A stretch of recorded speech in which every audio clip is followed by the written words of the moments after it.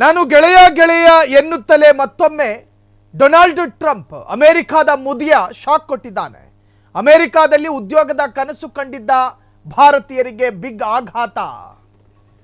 Friend ಅನ್ಕಂಡೆ America shock ಅನ್ನು ಕೊಡ್ತಾ ಇದೆ. ಅಮೆರಿಕಾದಲ್ಲಿ ಉದ್ಯೋಗದ ಕನಸು ಕಂಡಿದ್ದ ಭಾರತೀಯರಿಗೆ ಬಿಗ್ ಶಾಕ್ ಎದುರಾಗಿದೆ.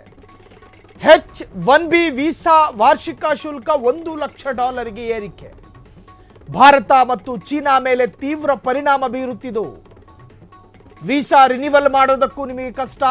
H-1B ವೀಸಾದ ದರದಲ್ಲಿ ಭಾರತೀಯರ ಪ್ರಮಾಣ, ಚೀನಾದ ಪಾಲು 11.7%. ಮುಂದಿನ 24 ಗಂಟೆಗಳಲ್ಲಿ ಜಾರಿ ಘೋಷಣೆ ಮಾಡಿದ ಅಮೆರಿಕ. ಈಗಾಗಲೇ ಎಲ್ಲ ಕಂಪನಿಗಳಿಗೆ ಮಾಹಿತಿ ನೀಡಿರುವಂತಹ ವೈಟ್ ಹೌಸ್, ಶ್ವೇತಭವನದಿಂದ ಈಗಾಗಲೇ ಘೋಷಣೆ. ಬಹಳಷ್ಟು ಆತಂಕಕ್ಕೊಳಗಾಗಿದೆ ಭಾರತ ಮತ್ತು ಚೀನಾ.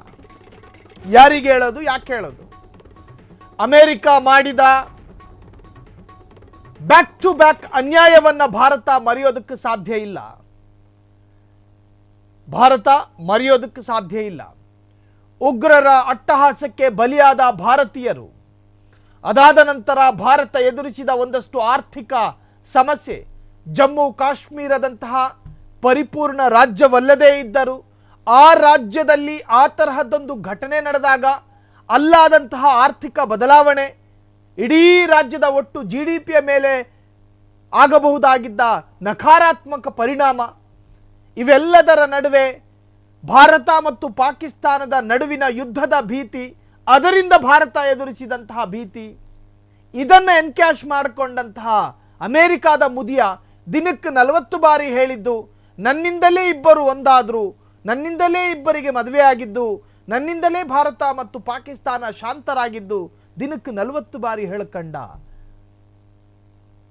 ಮಾಡದೇ ಇರತಕ್ಕಂತಹ ಕೆಲಸವನ್ನ ಮಾಡಿದ್ದೀನಿ ಅಂತೇಳಿ 100 ಬಾರಿ ಹೇಳಿದಾಗ ಅದು ಸತ್ಯವಾದೀತು ಅನ್ನೋ ಲಾಜಿಕ್ ಪುಸ್ತಕವನ್ನು ಓದ್ಕೊಂಡಿದ್ದಂಗೆ ಕಾಣ್ತಿದೆ. ಅದಾದ ನಂತರ ಚೀನಾ ದೇಶಕ್ಕೆ 125% ಸುಂಕ ವಿಧಿಸಿದ್ದು, ಅದಾದ ಮೇಲೆ ಭಾರತದ ಸರಕುಗಳಿಗೂ ಸುಂಕ ವಿಧಿಸಿದ್ದು ಇದೇ ಡೊನಾಲ್ಡ್ ಟ್ರಂಪ್. ನರೇಂದ್ರ ಮೋದಿ ಎಲ್ಲವನ್ನೂ ಕೂಡ ಶಾಂತರಾಗಿಯೇ ಗಮನಿಸಿದ್ರು. ಆ ಶಾಂತತೆ ನರೇಂದ್ರ ಮೋದಿ ಅವರಿಗೆ ಅನಿವಾರ್ಯವಾಗಿತ್ತು, ಆದರೆ ಭಾರತಕ್ಕದಲ್ಲ.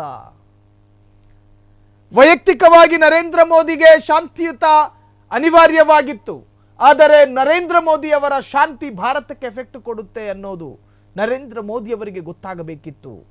ಆದರೆ ವಿಳಂಬವಾಗಿ ಅರ್ಥ ಮಾಡಿಕೊಂಡು ಚೀನಾದ ಸ್ನೇಹವನ್ನು ಗಳಿಸಿದ್ರು. ಚೀನಾದ ಸ್ನೇಹದಲ್ಲೂ ಕೂಡ ಯಶಸ್ಸು ಕಾಣಿತು. ಭಾರತ ಮತ್ತು ರಷ್ಯಾದ ನಡುವಿನ ಸಂಬಂಧ ಪ್ರಬಲವಾಯಿತು. ಭಾರತ ಮತ್ತು ಚೀನಾದ ನಡುವಿನ ಮುರಿದು ಬಿದ್ದಿದ್ದಂತಹ ಸಂಬಂಧ ಮತ್ತೆ ನೆಟ್ಟಗಾಯಿತು.